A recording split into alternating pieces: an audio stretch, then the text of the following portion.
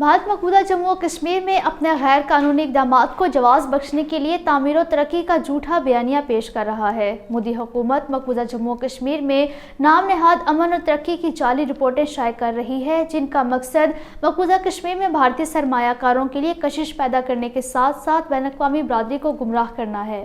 मकबूजा जम्मू और कश्मीर की माशी तरक्की गैर कानूनी और नाजायज़ भारतीय कब्जे में एक धोखे के सिवा कुछ नहीं है।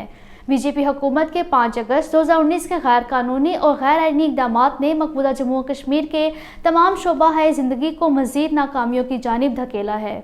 मकबूजा जम्मू और कश्मीर में अमन और तरक्की कैसे मुमकिन है जबकि दुनिया का सबसे ज़्यादा फौजी तैनाती वाला इलाका बन चुका है। कश्मीरी अवाम का बुनियादी मुतालबा तरक्की नहीं बल्कि अक़वाम मुत्तहिदा के ज़ेर एहतमाम राय शुमारी है। कश्मीरी अवाम अमन और तरक्की के खिलाफ नहीं, ताहम वो अपने मादर वतन को बदतरीन भारतीय ग़ुलामी से आज़ाद कराने को अपना अवलीन मकसद तस्वुर करते हैं। मकबूजा कश्मीर में मेडिकल तलबा ने MBBS की 15% सीटें ऑल इंडिया कोटा में शामिल करने के काबिज़ भारतीय इंतज़ामिया के हालिया फैसले के खिलाफ शदीद एहतजाज किया है।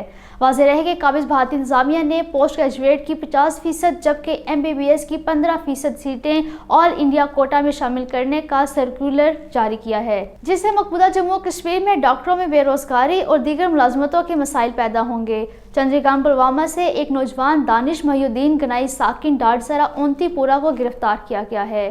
जिला बारामूला के सोपुर रफियाबाद इलाके में चंदर मोहन नामे एक भारतीय फौजी सर्विस राइफल हादसाती तौर पर चलने के बाइस हलाक हो गया, जबकि जिला रामबन के सब डिवीजन रामसू से ताल्लुक रखने वाला एक CRPF एहलकार वसीम अफजल साकिन खारवा रामसू की लाश लुधियाना पंजाब की खेतों से बरामद की गई। वो 27 सितंबर से लापता और भारतीय रियासत उत्तराखंड में तैनात था। सदर पाकिस्तान डॉक्टर आरिफ अलवी ने कहा है कि पाकिस्तान भारत के साथ बेहतर तल्लुकात का ख्वाह है, लेकिन ये मसला कश्मीर हल किए बगैर मुमकिन नहीं है।